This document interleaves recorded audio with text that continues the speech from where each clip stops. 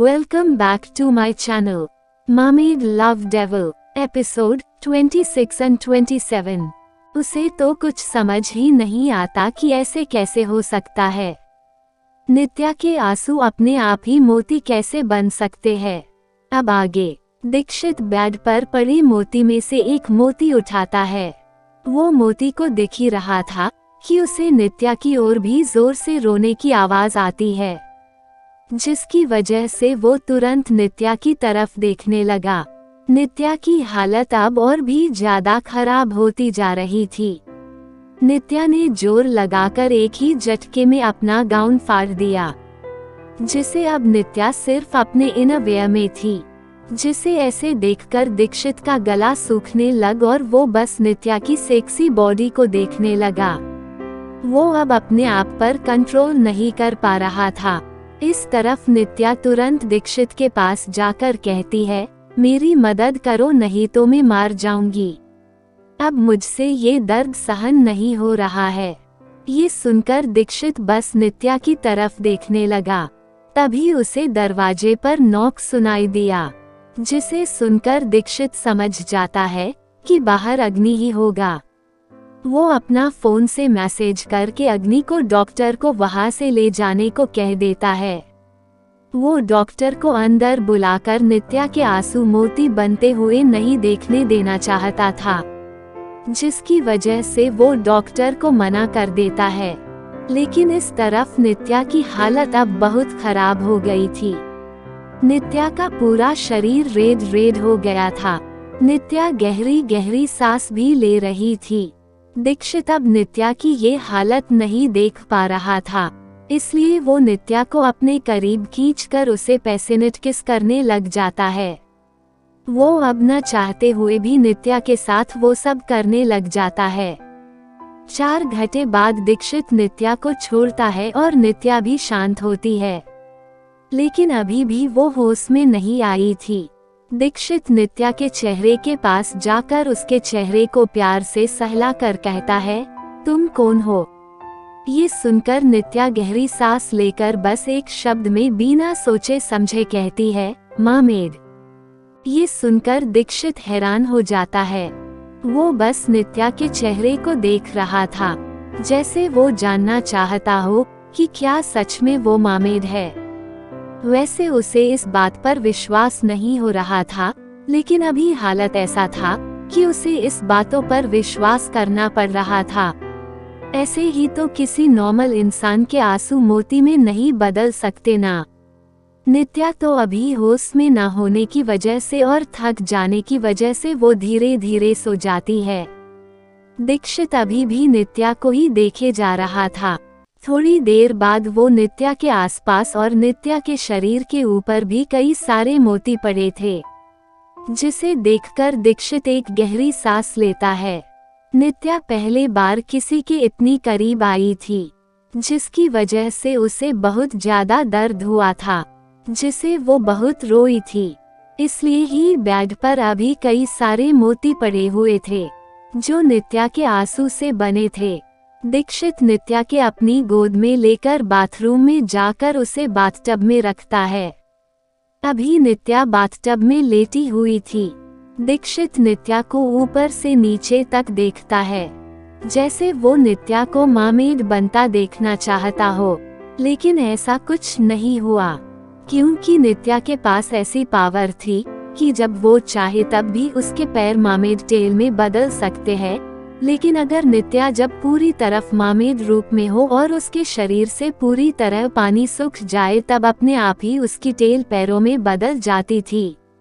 ये अजीब था, लेकिन कहीं ना कहीं ये नित्या की सेफ्टी के लिए सही भी था, क्योंकि पहले की तरह जब नित्या बेहोश समुद्र के किनारे दीक्षित को मिली थी, अगर तब नित्या मरमेड रूप में होती तो शायद कुछ गलत भी हो सकता था। कुछ देर देखने के बाद दीक्षित नित्या को क्लीन करने के बाद फिर कमरे में आता है और उसे सोफे पर लेटा देता है। इस तरफ नित्या तो पहले से ही थक जाने की वजह से गहरी नींद में थी, जिसकी वजह से उसे कुछ पता ही नहीं था कि अभी क्या हो रहा है और उसने क्या कर दिया है। दीक्षित नित्या को सोफे पर लेटाने के बाद बेड पर से सारी मोती उठाकर एक बकेट में रख देता है और उस बकेट को टेबल पर रख देता है। फिर बेड को क्लीन करने के बाद फिर से नित्या को अपनी गोद में उठाकर बेड पर सुला देता है। दीक्षित भी नित्या के साथ ही फ्रेश हो गया था। अभी उसने अपने बॉडी पर बाथरोब पहना हुआ था। नित्या को भी उसने अभी बाथरोब भी पहनाया था, क्योंकि दूसरे कपड़े नित्या के अभी यहाँ नहीं थे। दीक्षित अब लोअर और टी शर्ट पहन लेता है। उसके बाद वो भी बेड पर जाकर नित्या को अपनी बाहों में लेकर देखने लग जाता है। दीक्षित की आंखों में अभी कोई नींद नहीं थी, क्योंकि अभी उसे दिमाग में कई सारे ख्याल आ रहे थे। दीक्षित नित्या को देखकर बस एक वर्ड कहता है, मामेड। ये कहने के बाद वो अपने मन में ही सोचता है, क्या सच में तुम मामेड हो?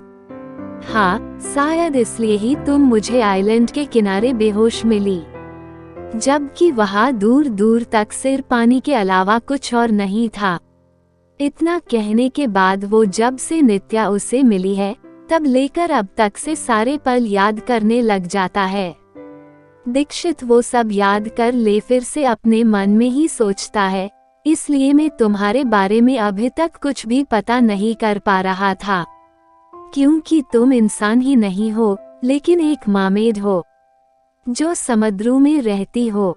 ये सोचकर वो नित्या को अभी भी देख रहा था।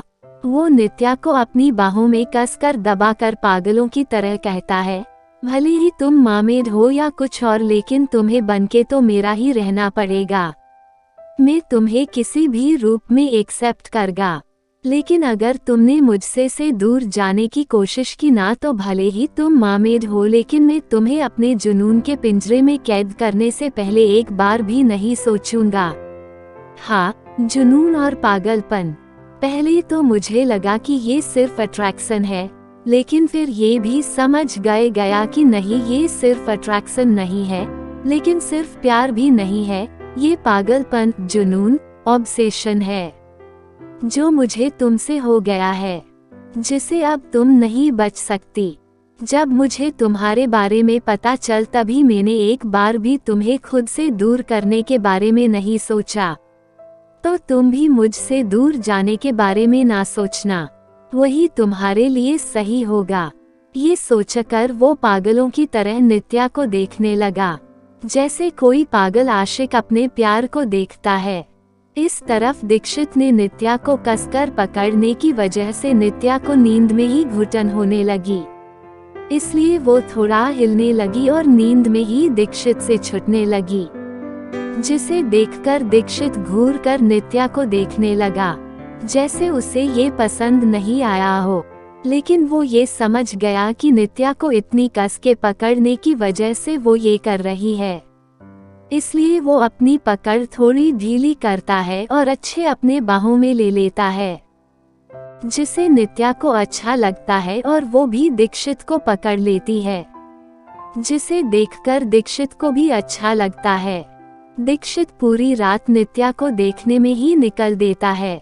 वो पूरी रात नहीं सोता है। सुबह के 10 बजे नित्या से नींद उठकर बेड पर बैठ जाती है। वो अपनी आंखें मलते हुए आसपास देखती है।